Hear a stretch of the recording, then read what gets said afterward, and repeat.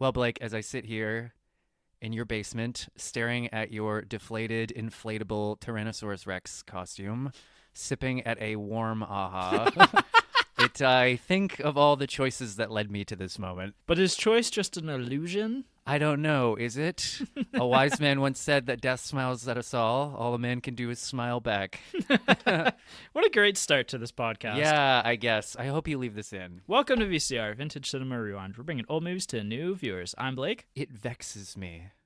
I'm terribly vexed. I don't know what it is, but that's my favorite Commodus quote in the whole movie. I generally laugh out loud every time he does it, too. Yeah. I don't know if it's about if you have the same, experience with it, but I always laugh when he says the second line.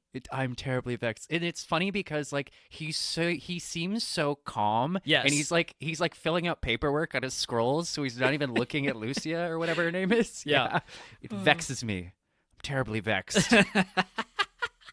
Every time it gets me. Yeah. We're doing Gladiator. Gladiator. One of the greats of all time from the year 2000. And as a side note, this is our first movie that we're doing in our main series from the year 2000.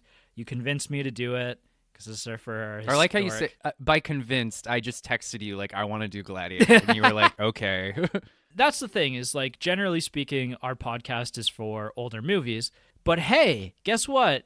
In 2 months, this movie is going to be 25 years old. Woo! Pew, pew, pew. And that's old. That is old. And we're old. We're older.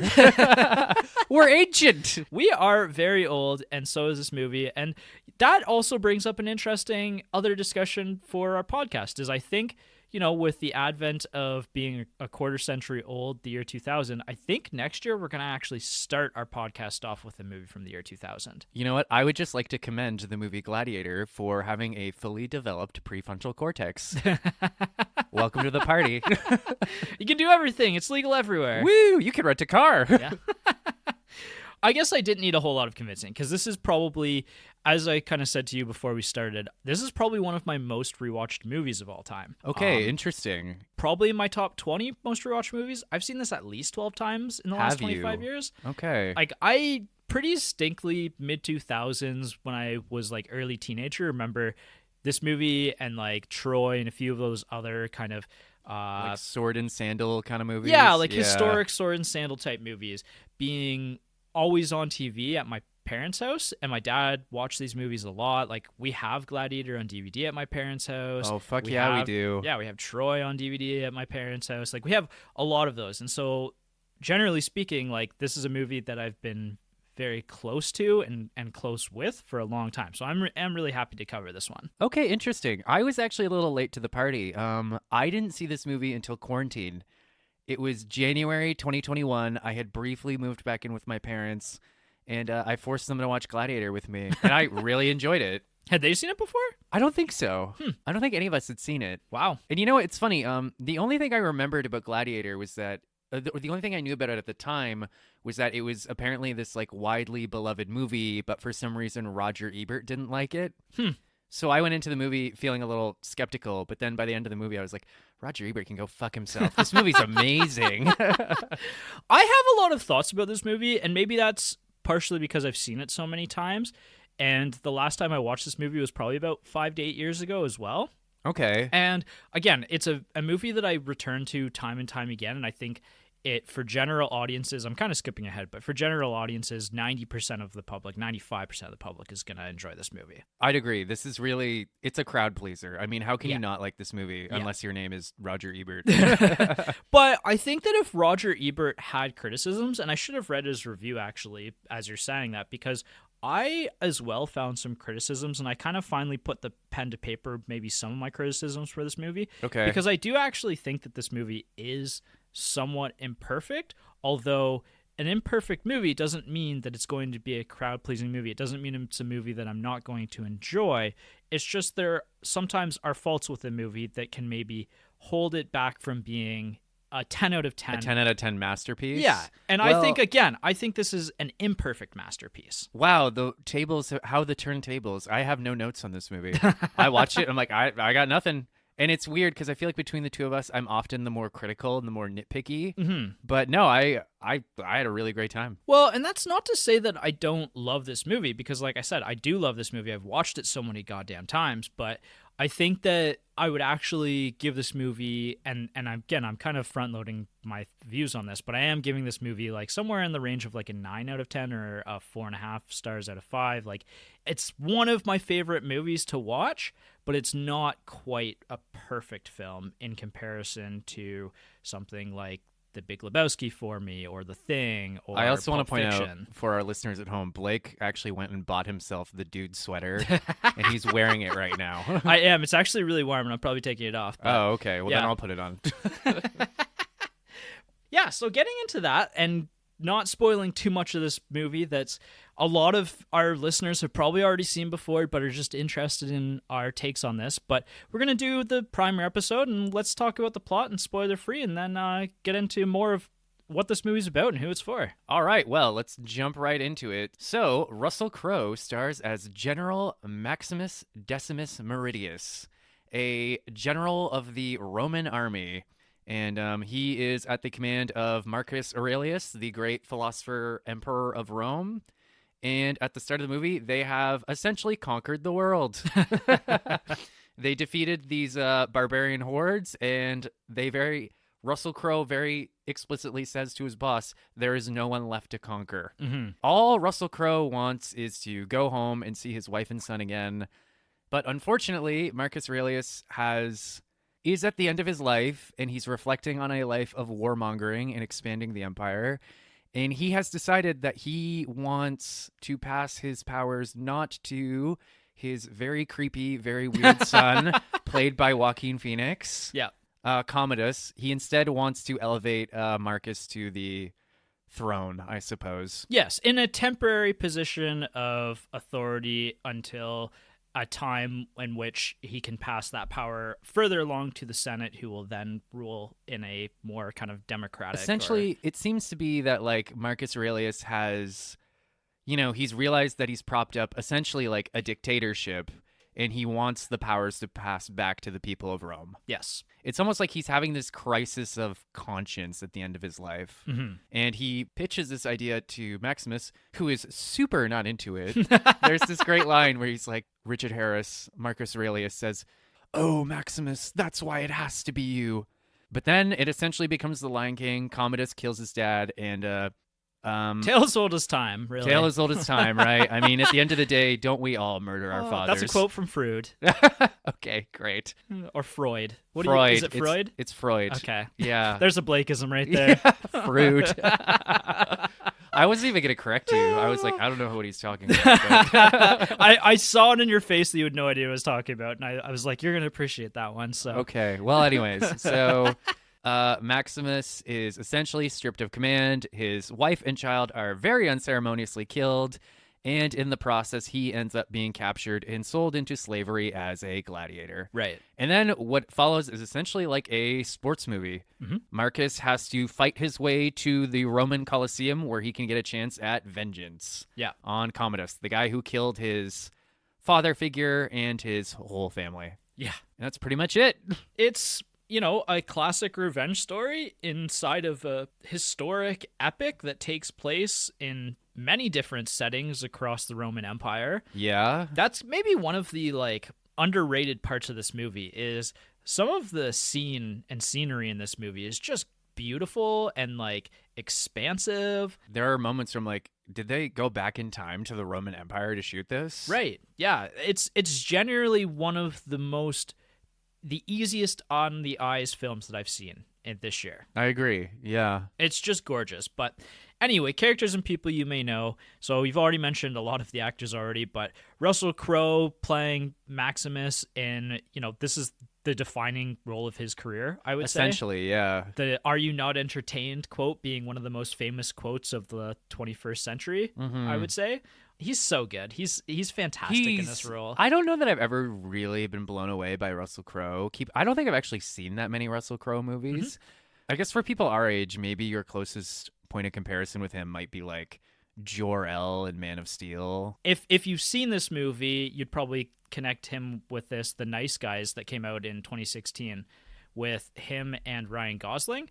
I watched that for the first time this year, and I thought it was absolutely fantastic. Really? Okay. Yes, it's a really funny, like, it's a neo-noir buddy action comedy, and it is genuinely, like, laugh out loud funny, but also has quite a bit of heart to it.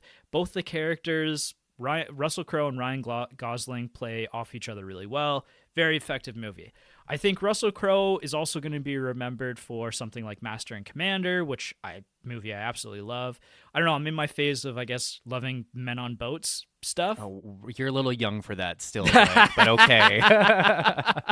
You know, like the terror boat movies, boat TV shows. But yeah, no, he also has some stinkers in the last 20 years. Like Robin Hood is one of the most boring films ever made. It really, really is. And you can see how that movie was maybe trying to recapture some of the Yes. glory days of this. No, but I mean, Russell Crowe is absolutely fantastic in this movie. Yeah. For like a quiet, soft-spoken character, he has so much range. There's a quiet gravitas about him. Mm-hmm. Like, you believe that this character could command armies. You believe that people would fall in line to this character. Mm-hmm. Like, that is not in question at any point in this movie. I particularly want to point out just how effective the opening 5 minutes are at making Maximus likable. Yes. As writers, we're constantly twisting ourselves into knots, being like, how do I make my main character more likable? How do I make the audience root for this guy, right? Mm-hmm. But like, even in the first 5 minutes, so like, we open with a shot of like Russell Crowe's hand, you know, the iconic shot of like the hand against the wheat fields, right? Right. So he's like imagining his farm back home. Then we cut to him kind of standing alone at the edge of camp, and like he's just kind of standing there, and he notices a bird on a branch, Mm-hmm. and he kind of smiles at it and watches it fly away. And then he just kind of makes his way through the camp. You know, everyone's greeting him. He stops at one point to like kind of playfully thump one of his shoulders on the breastplate. Right. He meets with Quintus, like his right-hand man, and they're waiting to see if the barbarians have decided to accept the terms of surrender, Mm-hmm. and they haven't. And Quintus says something very disparaging where he's like, ugh, you think people should know when they're conquered. And Maximus actually kind of rounds on him, and he's like, would you? Yeah. Like, would either of us? Right. So, like, instantly we know, like, has tender thoughts of his family back home. Again, that shot of him, like, looking at the bird. This guy's a soldier by profession, but he's not a soldier at heart. Yes. Like, he's not a violent guy at his core, right? He's Right. just doing his job.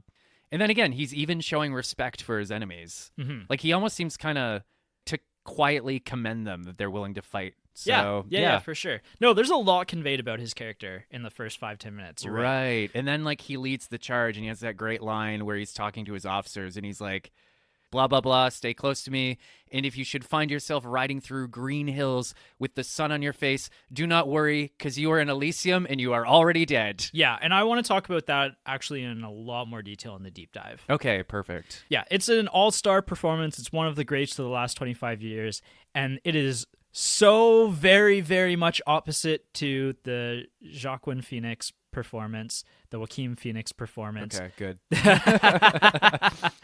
That it feels like almost grating in a sense how different of their performances are, but that's what the movie calls You for, cannot right? imagine two more different souls sharing the screen with each other. Yes. Right?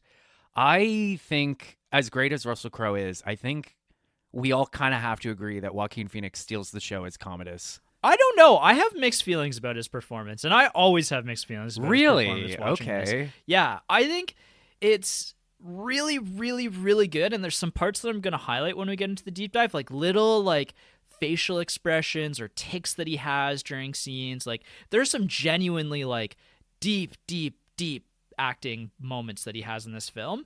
But at the same time, like, I have questions maybe a little bit about his character design and some choices that were made. Okay. Well, for those of you who haven't seen the movie, basically, imagine Russell Crowe as kind of this, like, rugged, quiet, stoic man's man. Yeah. Then imagine the opposite, and you've got Joaquin Phoenix's Commodus. Yeah, he's like a sniveling, like, narcissistic son of a, son of the emperor, right? Yeah. He's a pretty boy, like he's always dressed very extravagantly, Yeah. you know. And he's got this kind of burning one-sided hatred for Maximus because his own father, Marcus Aurelius, clearly favors Maximus more than he favors him. There's even a line where Marcus Aurelius blatantly says, like, "You're the son I should have had." Yeah. And it's like, ugh. Like, Even like going back to the opening scenes of this movie, like I don't know if the burning hatred is quite as fully developed in the opening scenes, but what I'm going to say in the deep dive, and we'll talk about in more detail, is these characters and the writing of these characters does feel like these characters are already existing in this world, and that we're kind of almost like meeting this story at a crossroads, that a lot of history has happened before, and we're just kind of entering the story partway yeah, through. it's a very in medias res kind of thing where you're just like, oh, hello. Like, yeah. But absolutely phenomenal performance that I might have a few notes about. More of the writing than anything, but we'll talk about Commodus and Joaquin Phoenix a little bit later. You know, you've talked about Richard Harris playing Maximus before. Actually, this time when Jess and I were watching it, Jess was like, "Is that Dumbledore?" It's Dumbledore. And I did a double take, and I was like, "Oh my god, it is Dumbledore!" Yeah, I've never right? put that together. Yeah, there is a face behind all that beard. Yeah, Richard Harris, the father of Jared Harris, one of my favorite actors. Richard Harris, also one of the best actors of all time. You'll know him from the early Dumbledore, from the first two Harry Potter movies. Otherwise, like he was in Unforgiven, he was in The Count of Monte Cristo. He has a pretty storied career from the 60s through the 90s, I believe. He's got a very distinguished old man face, too. Yes, Like, and a close- voice as well. Close your eyes and think of an old man, and you'll imagine Richard Harris in this movie. That's just Dumbledore. Yeah. You just picture Dumbledore and you'd be like, yeah, okay. Yeah, there he is. There he is. He's really interesting character in this. Like, he's based on a real life person who you said, like... Yeah, by the way, I just want to point out, shut up about Marcus Aurelius, okay? Feels like every guy I know has some, wants to throw some Marcus Aurelius meditations wisdom at me. Shut up, I don't care. Like, Was he the actual Marcus Aurelius that wrote meditations? Yeah. Oh, So interesting. if you know, everybody has that friend who gets a little too into stoicism, just wait. He's going to drop some Marcus Aurelius quotes at you. Yeah. And shut up, no one cares. And then Connie Nielsen playing Commodus's sister, Lucilla. I have two things that I want to say about her performance and her character, and we're going to talk again about them more in the deep dive. I believe in my heart of hearts that her and Russell Crowe's character Maximus have this deep, rich backstory with each other, and it just like oozes on the screen the amount of chemistry those two have together. Yeah, really. You believe they're old flames, essentially. Yes, exactly. And that they grew up together and for whatever reason things didn't work out for them, but that there's still like that little bit of like flame that's there, that friction between the little two of them. spark. Yeah. The other thing is like I fully believe that this is like the daughter of a famous The most powerful man in the world at yeah, this point. Yeah, I fully believe that she's the daughter of that. Like she has the look, she has the like again that gravitas about her. Like very regal features. yes, that is exactly like she looks like a royal Roman goddess essentially. She has it all like in this movie, and again it's one of I think the better performances of this movie, in a movie full of great performances, and I think it's maybe slightly overshadowed sometimes by Russell Crowe and Joaquin Phoenix, but I do really want to shout out that she's absolutely fantastic in this movie. Yeah, absolutely. Beyond- Actually, to be honest, everybody's amazing in this movie. Yes. Like, I have no notes for anybody. No, there's not a bad performance in this film. It's all just all-star performances all the way down the list. And there are a few other actors that I do want to mention, and performances, characters. Proximo is maybe one of the more important characters that we should mention, and we're definitely going to talk about in more detail in the deep dive. Proximo being the old, like, slave owner, gladiator owner who has this storied history as well, who takes Maximus under his wing in a few different sense of the terms, both as a He the probably slave has master and some of the best dialogue in the movie, too. Yeah. Like, where's that famous thing where he's like, I did not purchase you for your company. I purchased you so that I might profit from your deaths. Oh, and then he has the all-time greatest line in the movie where he's like, you sold me queer giraffes. All they do is stand around and eat, not mating. yeah. Yeah, no, he's fantastic as well. And I think that, again, his character is going to be something that we talk about a lot in the deep dive. And then after that, we've got some other like famous faces that pop up throughout film of the last 25, 30 years. Tommy Flanagan, always memorable for his giant scar that he has on his face, the Scottish actor. Oh, yeah. Also from like movies like Braveheart. And then Digimon Hanzu. I'm probably pronouncing his name wrong, but he's the black slave who becomes like one of Maximus's closest Yeah, it companions. becomes like his bestie. He's fantastic. Like he's one of those character actors that just kind of like blends into any movie that he's in. Like he's in Guardians of the Galaxy. He's like one of the main pieces of like the Guardians of the Galaxy trailer, because the Guardians of the Galaxy trailer was like one of the best trailers of the last like 15, 20 years probably. It's one of the most memorable. But he's also in like Blood Diamond. He's in A Quiet Place Day One, which I still haven't seen yet, that came out this year. He also was like pretty prominent in Rebel Moon, which I have no interest in seeing. But sorry, Zach. he's I'm probably sure it's in, great. Yeah, he's probably in like a... No, it's not great. I know.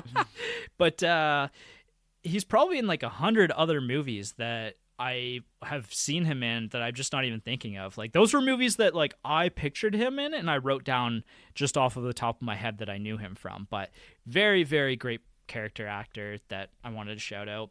And then directing this movie is Ridley Scott. Ridley fucking Scott. Who we've done already on this podcast. We talked about when we did Alien. This is the second movie that we've done on this podcast for him this year, and we probably will do a few more of his movies. And like, what an interesting director too, because like he's, and you know, I don't mean to talk shit, but like his track record is a little spotty. Mm-hmm. He's got some hits and he's got some misses, but like watching this movie, I'm like, you know what? When he hits, he really hits. This is the type of movie that he really excels on, honestly. Like, yeah. And you know, I think that something like The Martian also kind of plays to some of his strengths there. Like movies about perseverance and hope and big characters and big performances are movies that I think that he does his best work on. Epics, essentially. Yeah, but even on that note, though, like saying an epic, like the Napoleon movie that came out recently that reunites him and Joaquin Phoenix together, like did really poorly, and people don't care much for it. Did No, you see it? I haven't yet. I was actually waiting for the director's cut, because that's actually the other thing that we should say about Ridley Scott. Generally speaking, his director's cuts of films are usually like miles ahead of the theatrical cuts. Yeah. I don't think there's actually a director's cut of this movie, and there doesn't need to be, because I think there is. Is there? I think there is. I don't think it adds a whole heck of a lot more. Right. Though. It's the same thing with Alien, right? Where he basically just added nothing to Alien. He actually took stuff out of Alien because he was like, this is a perfect movie. What do I need to make a director's cut of this? What a lad. But something like Blade Runner, for example, is a movie that has been helped over the years by some constant tweaking. Like there's almost probably a dozen different versions of that movie out there, and there's probably, and all of them are just slight tweaks to the end for the most part, but there are a couple that are really definitive that people really, you know, feel strongly about. And then on that note as well, like something like Kingdom of Heaven, which I've only personally seen the director's cut of, but I've heard that the director's cut and the original theatrical release of that are just night and day films. Yeah, you were telling me that like everybody loves the director's cut, everybody hates the theatrical cut. Right. Yeah. Interesting. Because there's almost like an hour of footage cut out of the theatrical release, I'm pretty sure. Yikes. Yeah. Well, I mean, yeah. You gotta hand it to Ridley Scott. He's just one of those working directors who just never stops. Yeah. He has like a movie like every year, every other year. And we'll talk about maybe our relationship to Ridley Scott's filmography at the end of the deep dive when we do our reviews, because I think that's also going to be an interesting conversation too. Yeah, I agree. I have some thoughts about Ridley Scott. I have some thoughts about Ridley Scott as well. That's why we started a podcast. Who is this movie for? Does it hold up to a modern day watch? Yes and yes. Obviously, we talked about this movie is generally speaking going to hit with 95% of the audience. It's a very like simple, very mythic kind of story. Mm-hmm. It's hard not to get swept along by it. Yeah, and I think that there's probably like 2 or 3 core themes of the movie that we'll talk about in the deep dive. Like, but I think that, you know, for just pure popcorn entertainment cinema, a story about hope and perseverance, that this really has all of that, and it's kind of in a way a feel-good movie, despite maybe, you know, some very horrific, some very not feel-good moments. Yeah, I guess.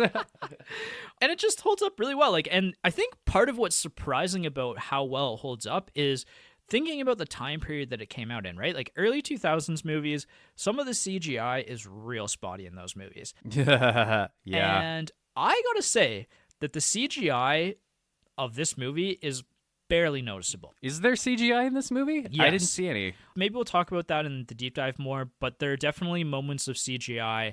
I believe that most of the Roman Empire, anything that shows the Roman Empire at large, is CGI. Really? And it feels really genuine. Like, it feels like we've been transported back to Roman times, and like you said before, right? That kind of speaks to how well this movie is crafted, is that you watching this movie 25 years later for the second time didn't even notice CGI. No, yeah, absolutely. Yeah, one scene to sell a movie. What do you got? I'm going to have to go with the Are You Not Entertained clip. Yeah. It's where he's, I'm not sure where, he's in one of the colonies of the Roman Empire. Mm-hmm. He's thrust into the arena, and he just cuts his way through the competition before he hucks his sword at, by the way, what an incredible throw. He hucks his sword at some guy, and he has that famous, "Are you not entertained? Yes. Is this not why you're here?" Yeah. And then he spits on the ground and stalks off. So why would you pick that one as your favorite scene, or your one scene to sell the movie? There's something kind of compelling about it in that Russell Crowe, Maximus, is this famed Roman general who, like I said, not a violent guy at heart. Right? He doesn't want to hurt people. Yeah. It's just his job. It's like he's almost like a doctor. Like, it's procedural how he just cuts these people down. Yeah. And then there's that great line with Proximo later where he's like, he basically just says, like, you know, if you want to win the crowd, you have to entertain them. Right? You can't kill them quickly. Yeah. And, you know, you just see like the outrage on Russell Crowe's face with the crowd where it's like, what are you guys making me do? Like, why are you watching this? Right. So, you know, you can see he feels so scandalized by what he's been forced to do, right? Yeah. And there's something very compelling about that. And I think it works for the one scene to sell the movie because there's quite a bit of violence in this movie as well, right? And like old-timey sword and sandal violence. So like if you can watch that and enjoy it, you'll probably really, really like this movie. Yeah. I think that's my second or third scene to sell the movie, if I had to rank it. I honestly thought that was going to be the scene that I was going to say sold the movie, because honestly that quote is going to be the first probably. Well, oh yeah, I should also say it's like probably I deliberately did not say "Are you not entertained" when we started recording because it would be too obvious. Yeah, exactly. Like, it's the obvious go-to of this movie. So I actually kind of leaned away from it after watching a few of the scenes again, because while I think that quote is so infinitely famous, I think that scene itself actually doesn't show a lot of what this movie is about. I actually went with the first scene, the Battle of Germania, because, like you said, like it kind of portrays Maximus as just a really strong leader, and it's mostly just the battle scene. And we're going to talk about this in the deep dive, but I think this is one of the top 10 battles of all time in cinema. And it's something that you kind of forget when you watch this movie, because so many people remember, I mean, it's called Gladiator, right? The movie's called Gladiator, yeah. It's a movie that like is sold on the "Are you not entertained?" Like, the images of this movie are always Maximus in the ring, either, you know, triumphant or screaming at the crowd or whatever. But it's really, the first opening of the scene is like 40 minutes, this battle. And it's so epic and large that you kind of forget that how important that is on like enveloping you in this world. I actually do want to point out, I watched this movie this weekend. I was shocked by how long the first act is. Yeah. Keep in mind, this is like a 2.5 hour long movie. The first act is 45 minutes. Yeah. And you know, I've mentioned before that my big complaint about every movie I ever see is that it's 20 minutes too long. But like, I was shocked by how much I didn't mind.